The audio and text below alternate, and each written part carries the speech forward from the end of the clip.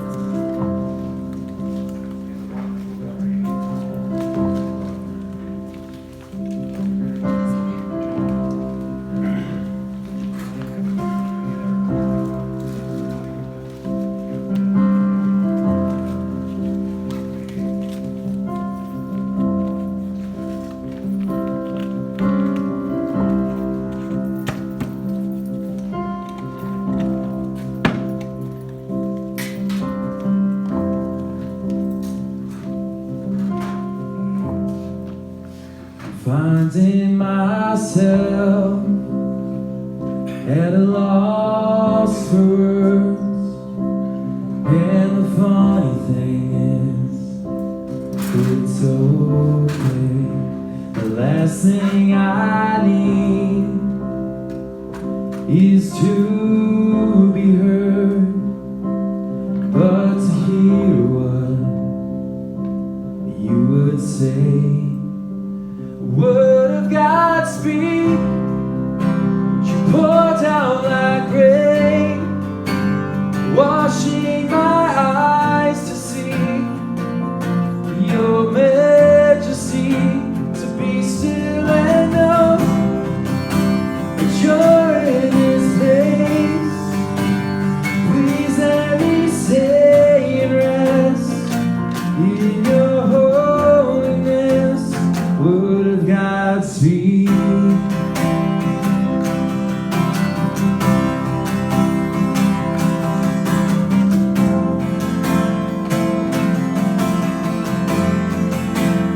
Finding myself in the midst of you, beyond the music, beyond the noise, and all that I need is to be with you, and in the quiet I hear your voice.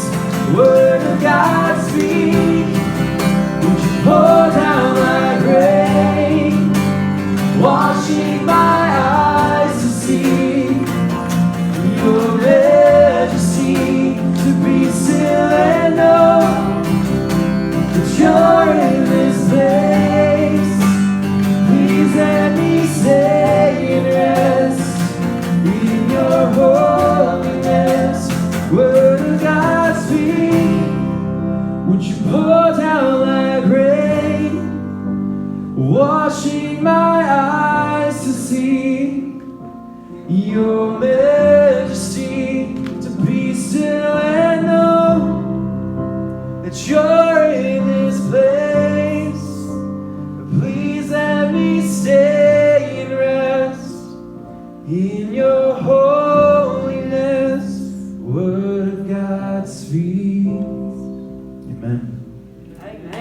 How's everybody tonight? Doing good? All right, we're going to keep on worshiping.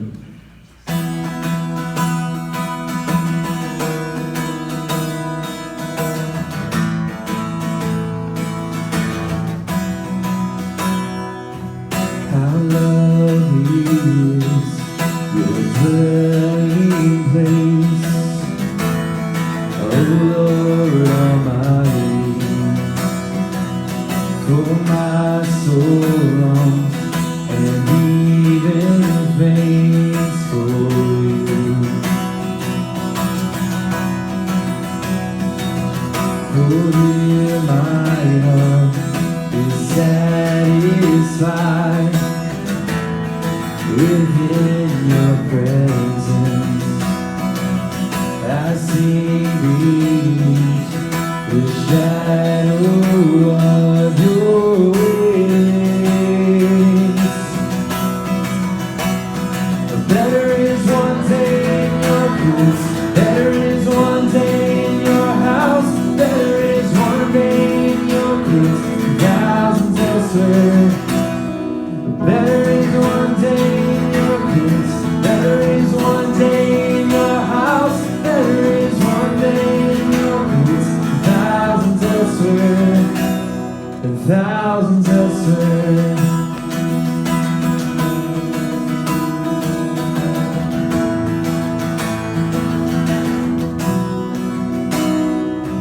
One thing I ask, and I would seek to see your beauty,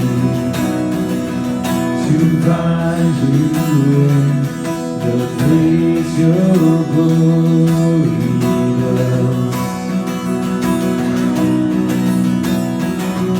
One thing I ask, and I would seek to see your beauty, to find you in the place your glory dwells.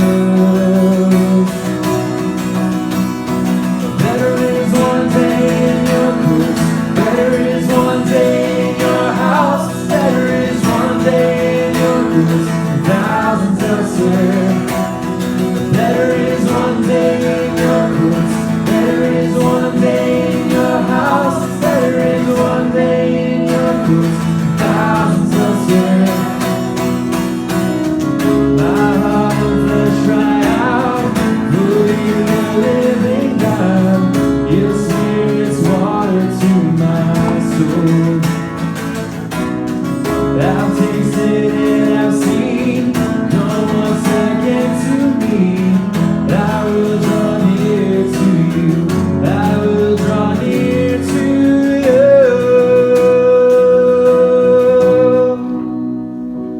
Better is one day in your courts, better is one day in your house, better is one day in your courts, and thousands elsewhere. Better is one day in your courts, better is one day in your house, better is one day in your courts, and thousands elsewhere, and thousands elsewhere. Jesus, we thank you for your Holy Spirit. Lord, we acknowledge that. Jesus, we acknowledge who you are. You are greater than all of us, greater than all of our triumphs, all of our flaws.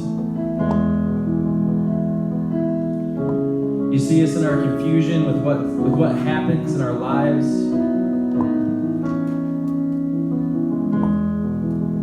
Lord, your love goes beyond anything that we can imagine.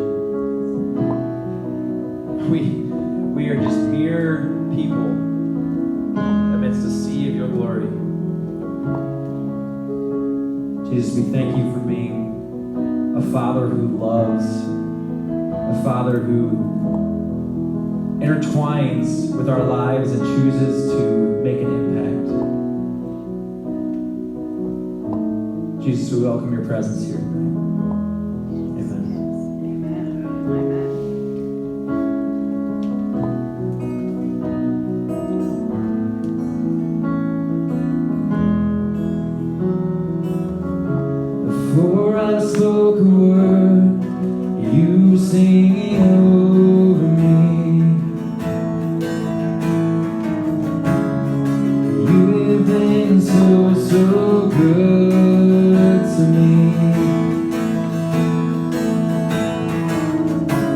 before I took a breath, you breathed your life in me. You have been so kind to me. Oh, the overwhelming, never-ending, reckless love of God. Oh, it chases me down, fights till I'm found, leaves the 99. I couldn't earn it, I don't deserve it, still you give yourself away. Oh, the overwhelming, never-ending, reckless love of God.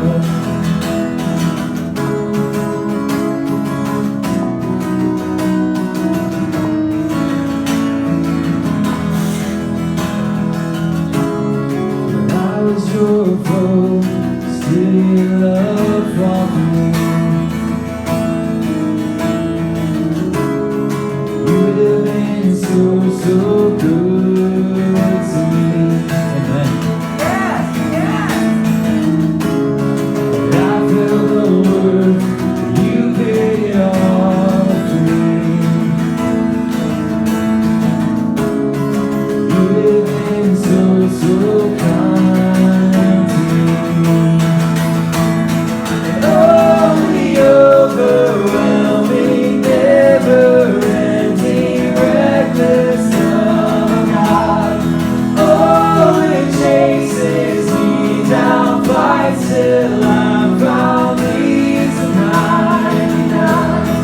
I couldn't earn it, I don't deserve it, still you give yourself away.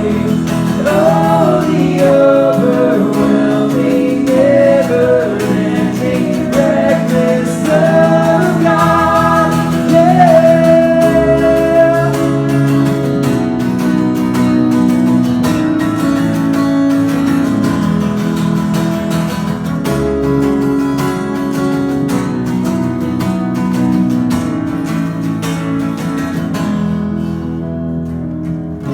There's no shadow you won't light up, mountain you won't climb up, coming after me. There's no wall you won't kick down, lie you won't tear down, coming after me. There's no shadow you won't light up, mountain you won't climb up, coming after me. There's no wall you won't kick down, lie you won't tear down, coming after me. There's no shadow you won't light up, mountain you won't climb up, coming after me. There's no wall you won't kick down, lie you won't tear down, coming after me. Oh, the overwhelming, never-ending, reckless love of God. Oh, it chases me down, fights till I'm found, leaves the 99. I couldn't earn it, I don't deserve it, still you give yourself away. Oh, the overwhelming, never-ending, reckless love of God.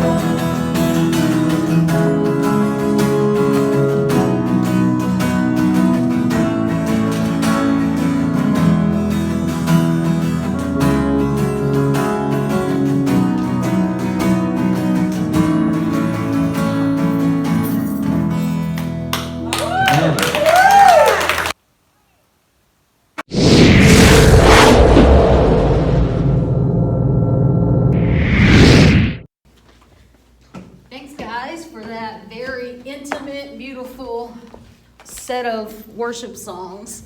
They picked out reckless, never-ending love of, oops, not on the chords. You're okay. I didn't touch your stuff. It's those kind of things are expensive. Those little musical cords and things of that nature.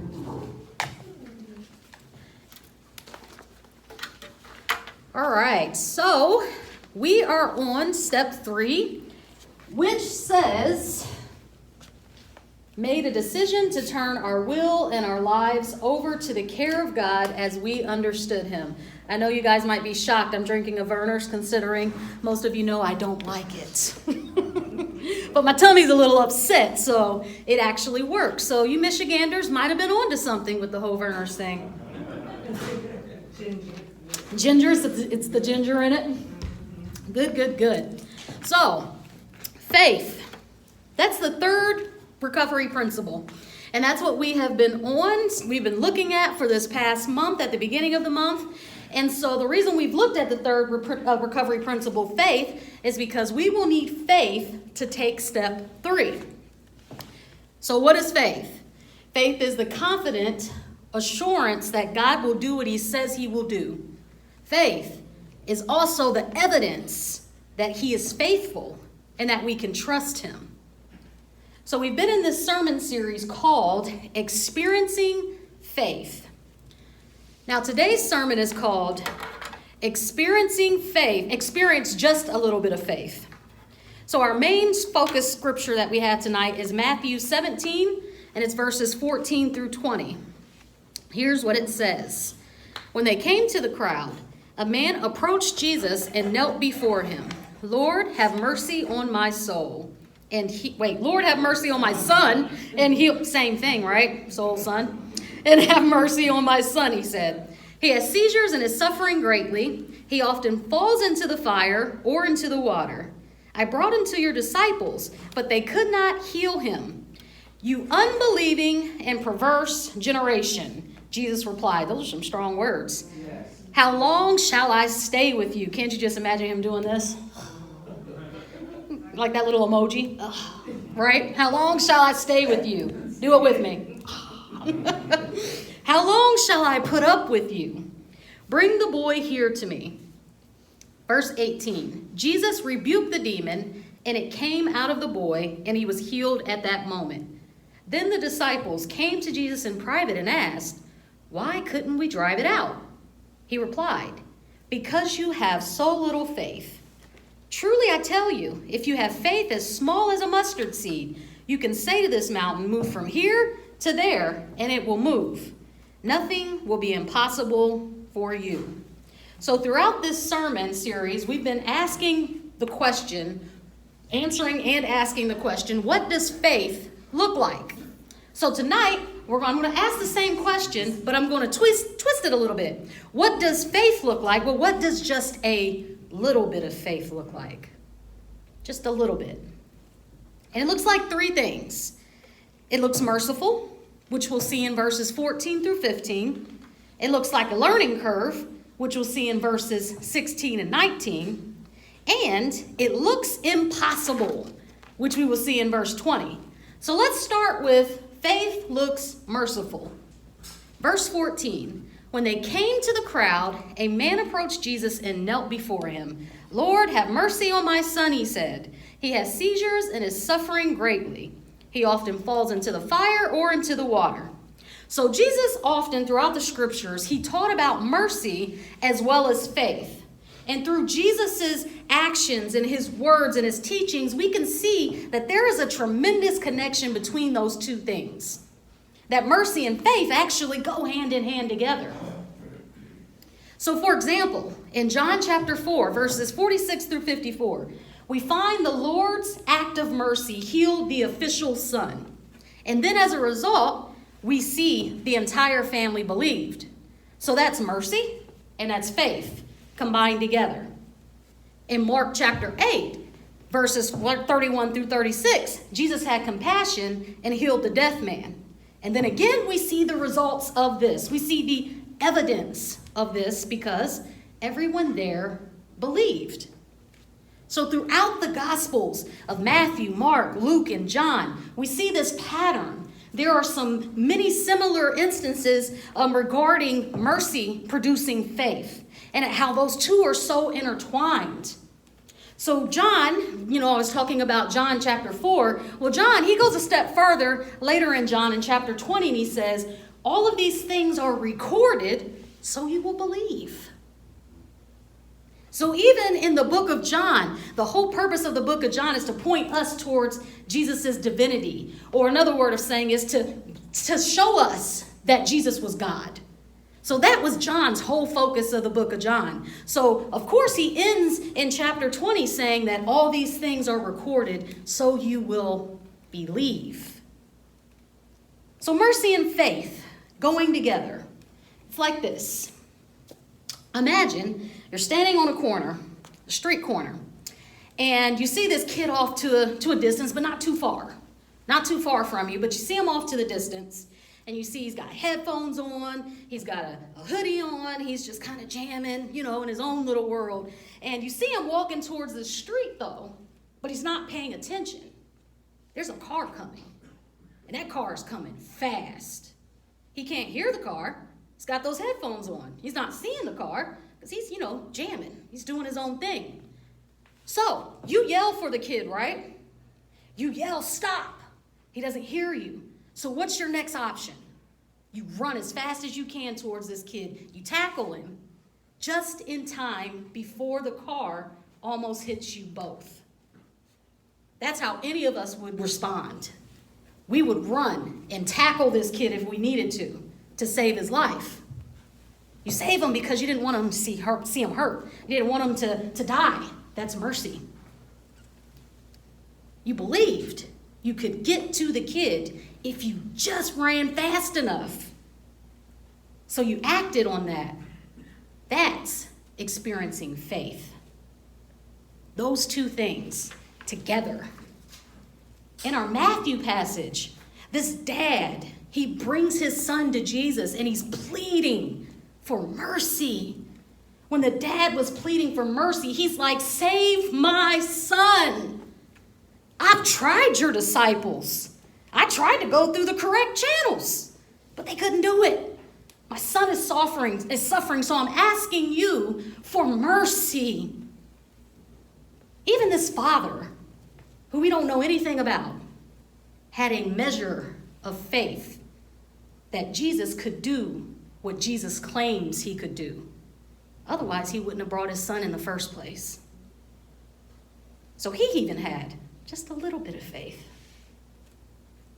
Jesus himself also had mercy and faith that he could save the boy. So he does. Just like our illustration of the boy walking towards the street wearing the headphones. He believed he could save him, so he did. Faith looks like mercy.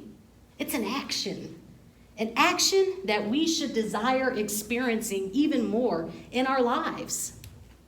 So let's move to the next point. Experiencing faith is a learning curve. I got to think of some better sayings. I joke about like my topics of the sermon, my title. I'm not really creative about that stuff, but we're going to roll with experiencing faith is a learning curve. So Matthew 17, and it's verses 16, but then we're going to go back to verse 19. So here's what it sounds like.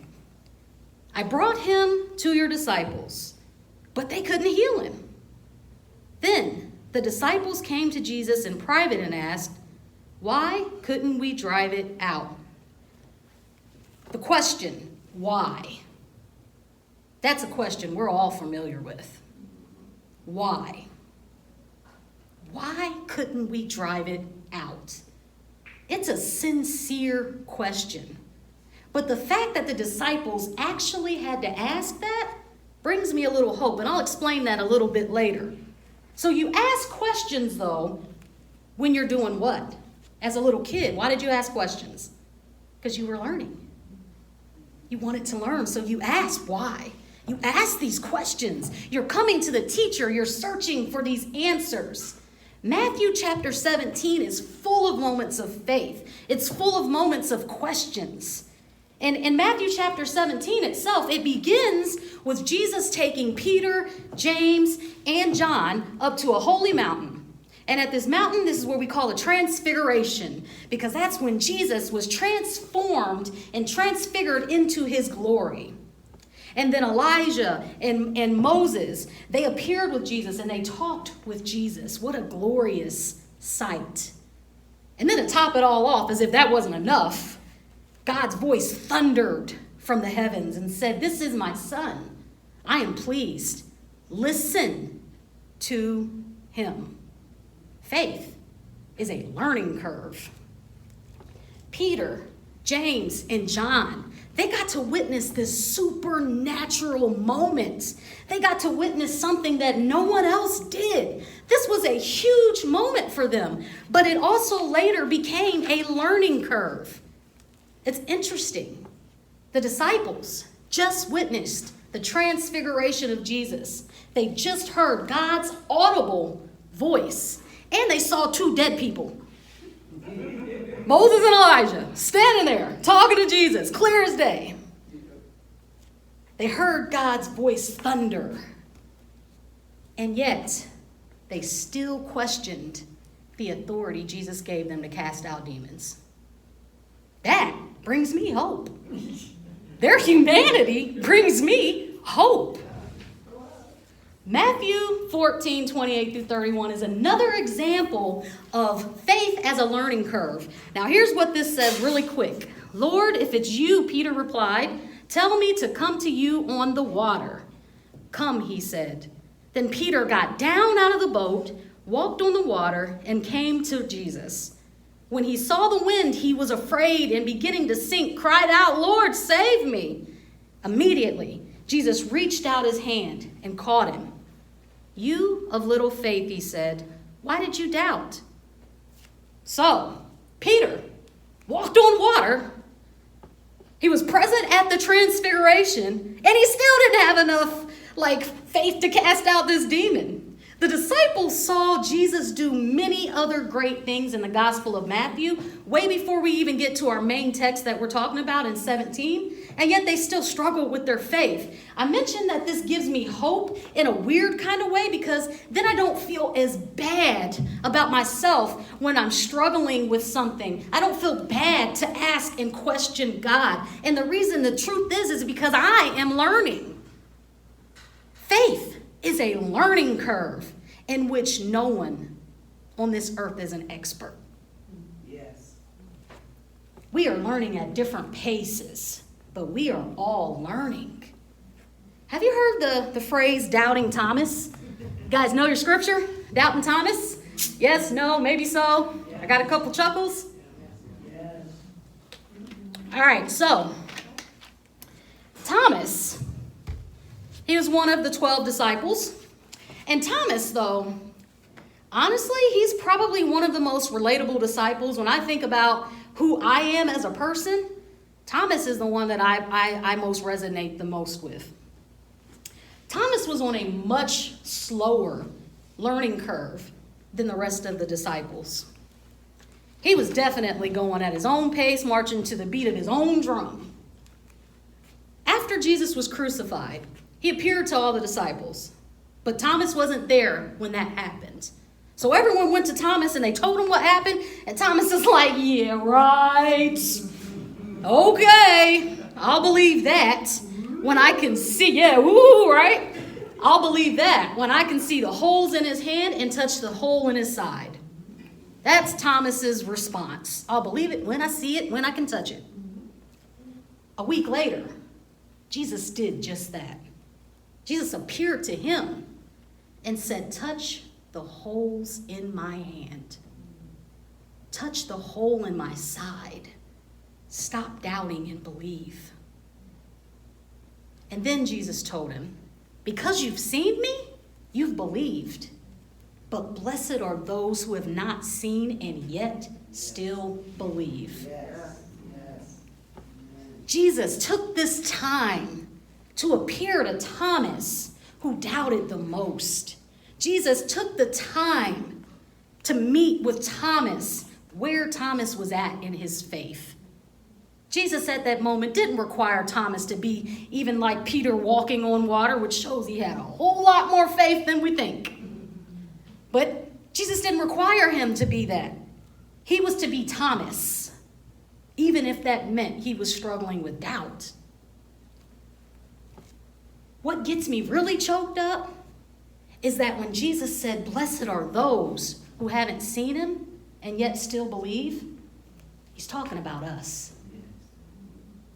Jesus took the time out of his little resurrection and union with his disciples to talk about us because we haven't seen him and yet we believe.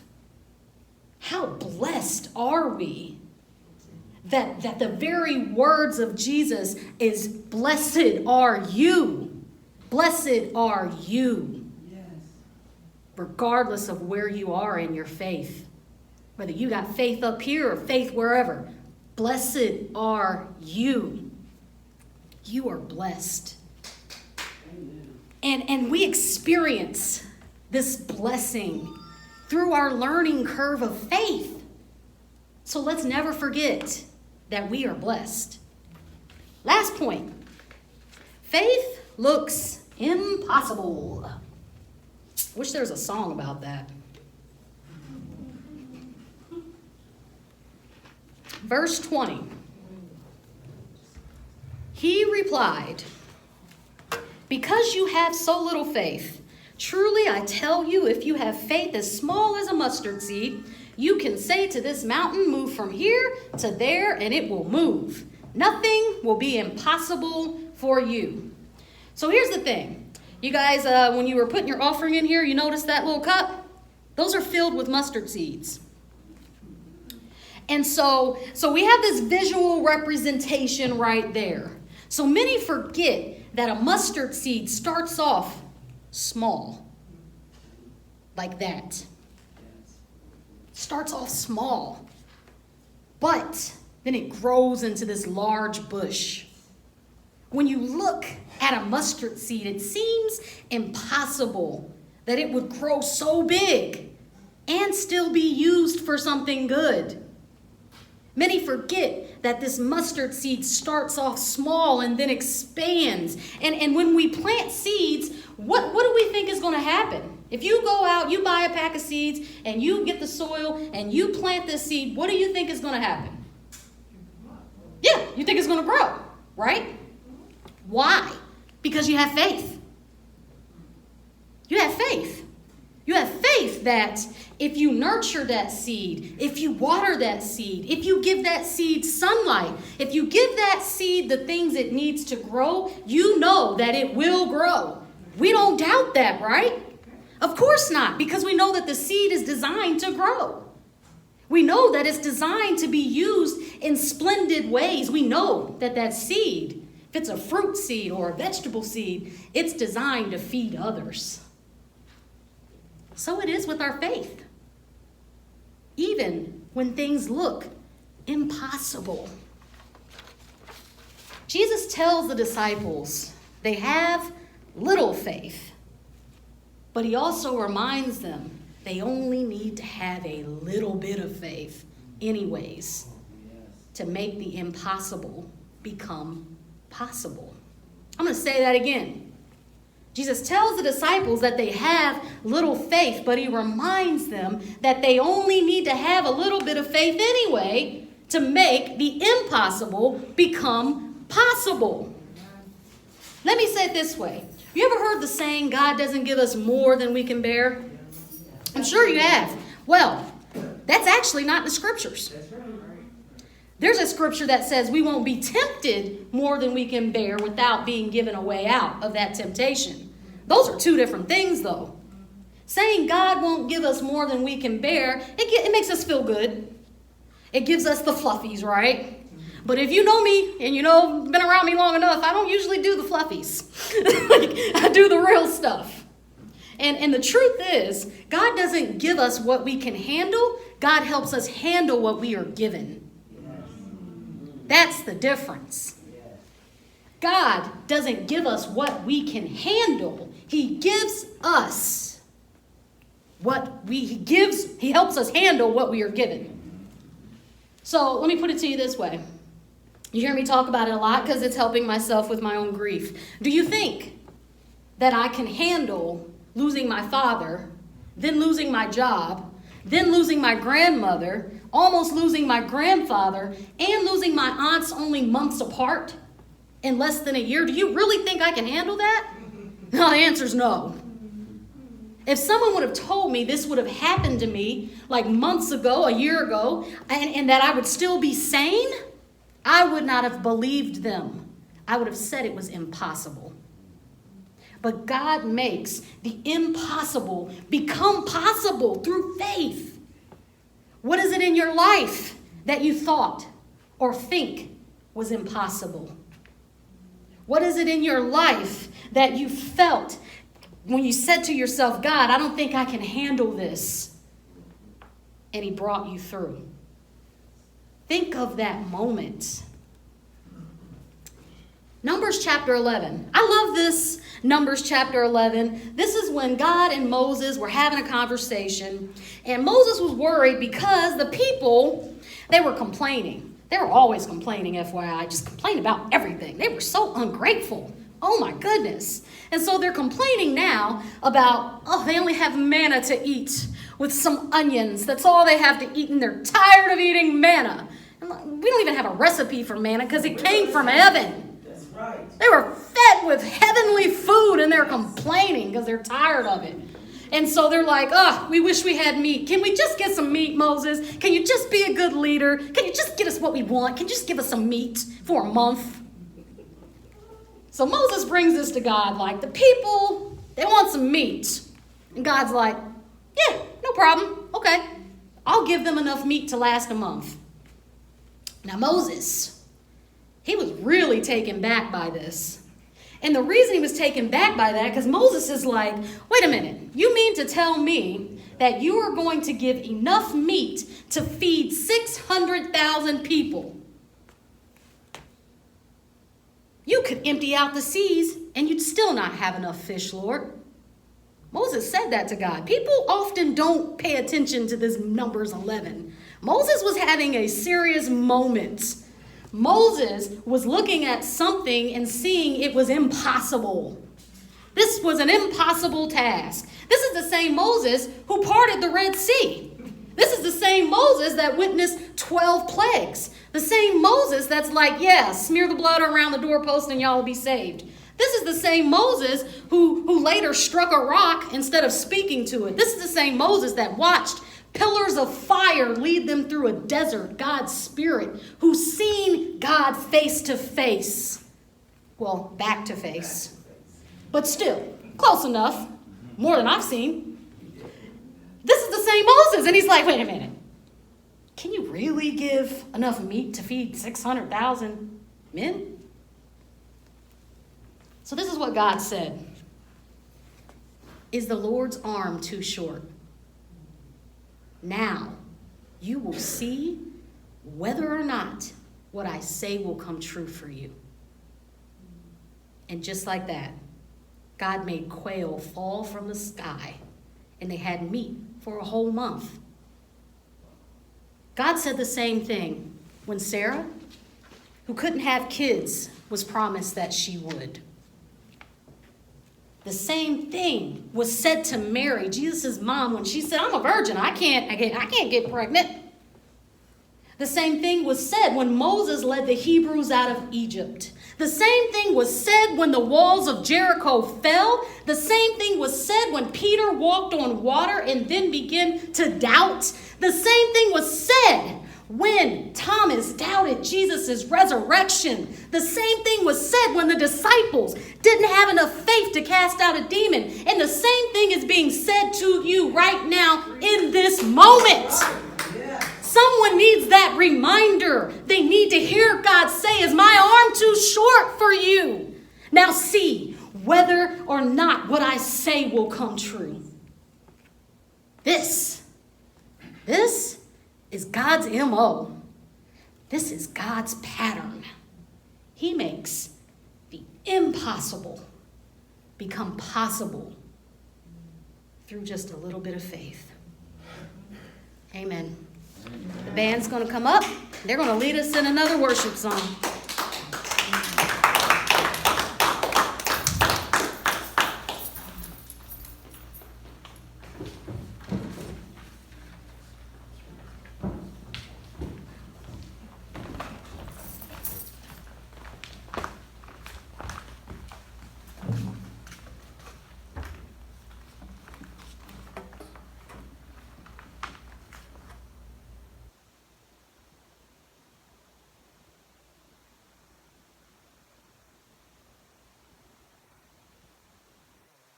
theme of God being,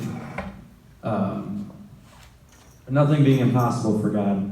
This last song is Your Love Never Fails.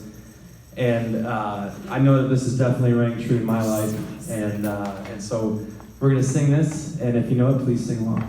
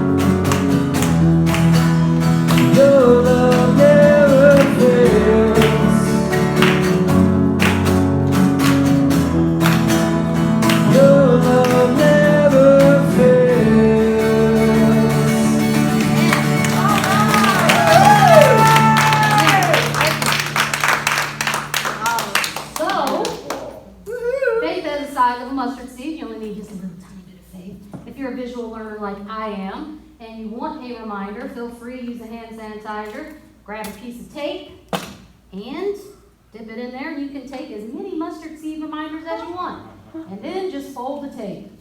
And that way you won't lose it. That's it. I'll see you guys next week. Hey, Rob here. Hope you enjoyed the video. We archive all of our services here on YouTube. If you missed a service or would like to share this video, future videos, subscribe to our channel. Thank you for joining us.